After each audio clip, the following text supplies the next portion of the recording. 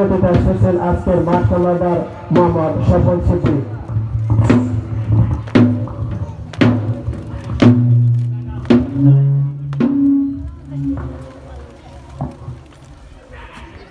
মাননীয় সভাপতি, আপনার অনুমতি ক্রমে আজকের ফ্রির কাজ আরম্ভ করতে চাই স্যার।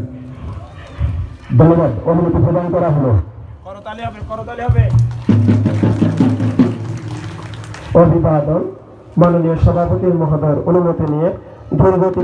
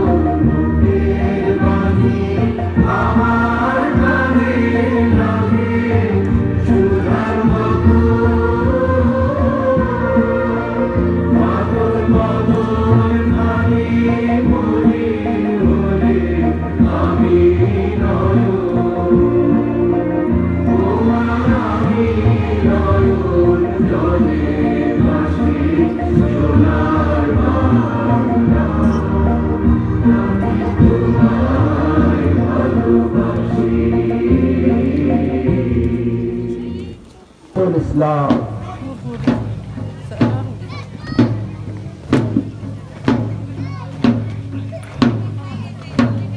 অনুরোধ জানাচ্ছি অতিথিদেরকে আসন গ্রহণ করার জন্য।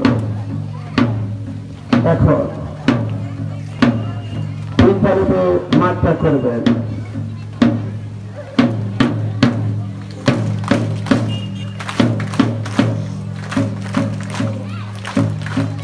তিন তারিখে মাঠটা করবেন আজকে আমাদের ফুটে ডিসপ্লে দল। সাড়ে সোজা থেকে সামনে তাকায়, সামনে হাঁটো।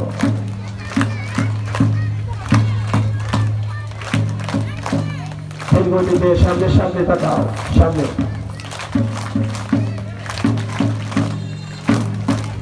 দোলক দল খুব ভালো করে।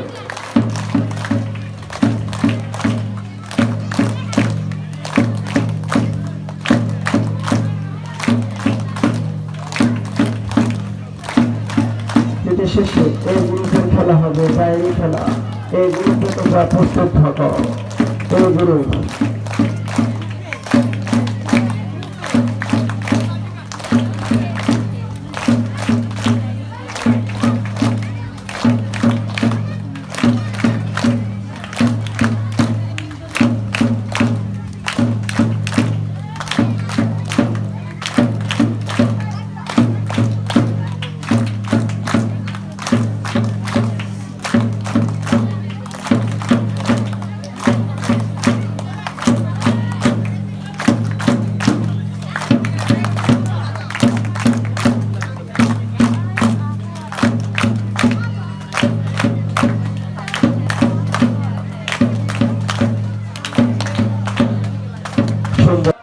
বিসমিল্লাহির রহমানির রহিম। সফিনগর ফ্রি ক্যাডেট একাডেমি সফিনগর উচ্চ বিদ্যালয় কর্তৃক আয়োজিত বার্ষিক ক্রীড়া প্রতিযোগিতা অনুষ্ঠানের সম্মানিত সভাপতি আমাদের মাঝে উপস্থিত আছেন। এই বিদ্যালয়ের দাতা প্রতিষ্ঠাতা এই এলাকা থেকে বারবার নির্বাচিত সফল মেম্বার বিশিষ্ট সমাজসেবক জনাব ফেরদৌস মেম্বারের সহধর্মী জনাব মুক্তা ফেরদৌস আমাদের মাঝে উপস্থিত আছেন। আমার বাবা আপনারা জানেন হাজী শফিকুল্লাহ মিয়ার স্ত্রী আমার বাবা জনাব মানসুরা বেগম আমাদের মাঝে উপস্থিত আছেন। মুরফেডার ছাত্রলীগ উচ্চ বিদ্যালয়ের স্বনামধন্য শিক্ষক, যার কথা না বললেই নয়, যিনি হাঁটে হাঁটে পা পা করে এই এলাকাকে শিক্ষিত জাতিতে রূপান্তরিত করতে কাজ করে যাচ্ছেন আমার শ্রদ্ধেয় শিক্ষক জনাব আব্দুল করিম স্যার আমাদের মাঝে উপস্থিত আছেন। বিশিষ্ট সমাজসেবক, মুরফেডারি হাটের বিশিষ্ট ব্যবসায়ী, আমাদের আগামী দিনে অবশ্যই ভালো করবেন আমাদের কালাম কেশিয়ার আমাদের মাঝে উপস্থিত আছেন।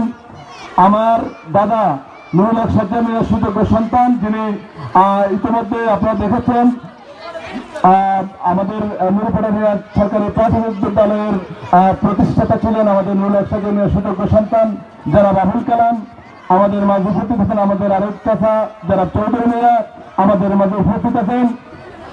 এই স্কুলের বিশিষ্ট শিক্ষা বিভাগের বিশিষ্ট সমাজসেবক হাজী নুরুজ্জামান আমাদের মাঝে উপস্থিত আছেন। আমাদের বিশিষ্ট সমাজসেবক আমাদের মজু ভাই আমাদের মাঝে উপস্থিত আছেন। বিশিষ্ট ছাত্রনেতা থেকে যুবনেতা বিশিষ্ট সমাজসেবক মাসুদ আলম মিরাজ আমাদের মাঝে উপস্থিত আছেন। আমাদের ছাত্রনেতা রাজু সহ আমাদের স্কুলের প্রিয় শিক্ষকবৃন্দ, অভিভাবকবৃন্দ, প্রিয় ছাত্রছাত্রী ভাই বোনা, প্রিয় সমাজবাসী, সবাইকে আমার ব্যক্তিগত পক্ষ থেকে শুভেচ্ছা এবং সালাম। আসসালামু আলাইকুম ওয়া রাহমাতুল্লাহি ওয়া বারাকাতুহু।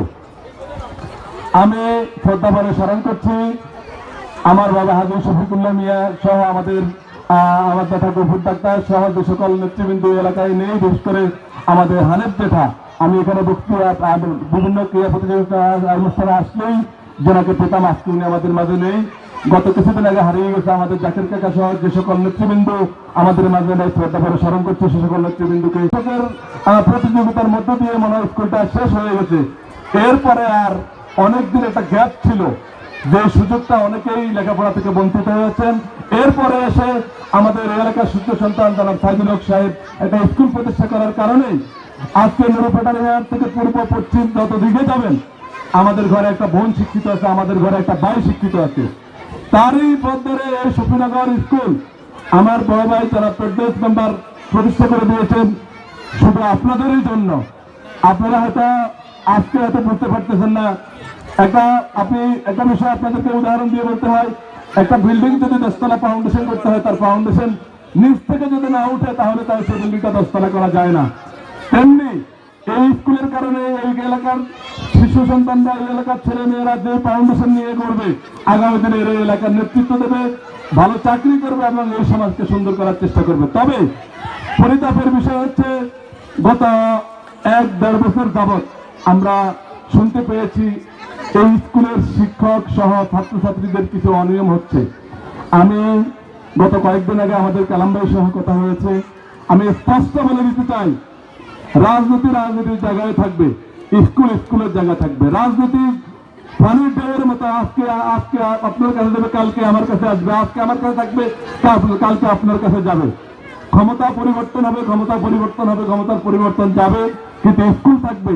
আমার শিক্ষকের কাছে আমাদের থাকবে, আপনাদের মধ্যে মনোমালিন্য থাকতে পারে, অনেক দ্বিধা বিভেদ থাকতে পারে, নেতৃত্বের পার্থক্য থাকতে পারে, তবে স্কুলের বদনাম হবে এরকম কোনো কাজ করলে আমার স্পষ্ট ক্লিয়ার। আমরা আগামী দিনে যে সকল শিক্ষকবৃন্দ আপনারা শুধু আপনাদের নিজের নেতৃত্ব প্রতিষ্ঠা করার জন্য যদি স্কুলে ভালো পড়াশোনা না হয় তাহলে আমরা অন্য ব্যবস্থা নিতে বাধ্য হব।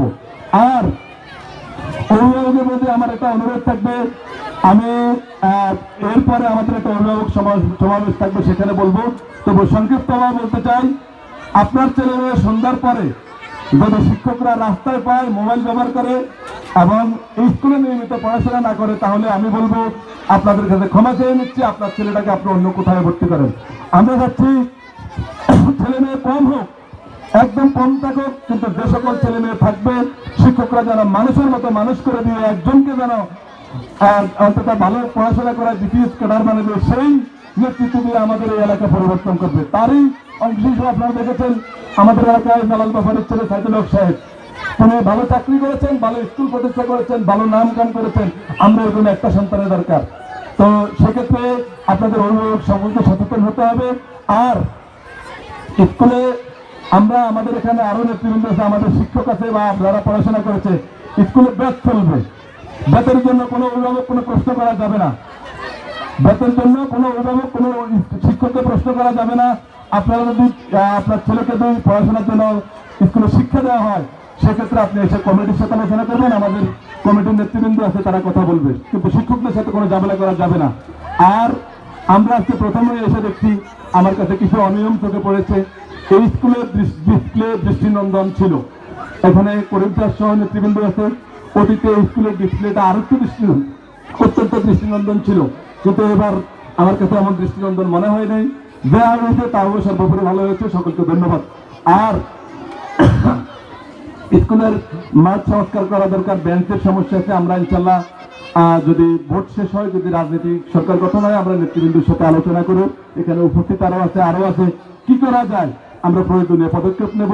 এবং সকলের উত্তরোত্তর সমৃদ্ধ কামনা করে সুন্দর একটা খেলা শেষ হোক সকলের মধ্যে দিয়ে। অনেককেই আসলে বিভিন্ন রাজনীতির কারণে অনেককেই দাওয়াত দিতে হয়, অনেককে দাওয়াত দিতে পারে না। এই কারণে আমি শিক্ষকদের পক্ষ থেকে সকলের সাথে ক্ষমা চাচ্ছি। আর সর্বোপরি এই সমাজবাসী সকলে এই স্কুলের উন্নয়নে এবং সকল কাজে এগিয়ে আসবেন এই বলে আমি আমার বক্তব্য শেষ করছি। সবাই ভালো থাকবেন। আসসালামু আলাইকুম ওয়া রাহমাতুল্লাহি ওয়া বারাকাতুহু।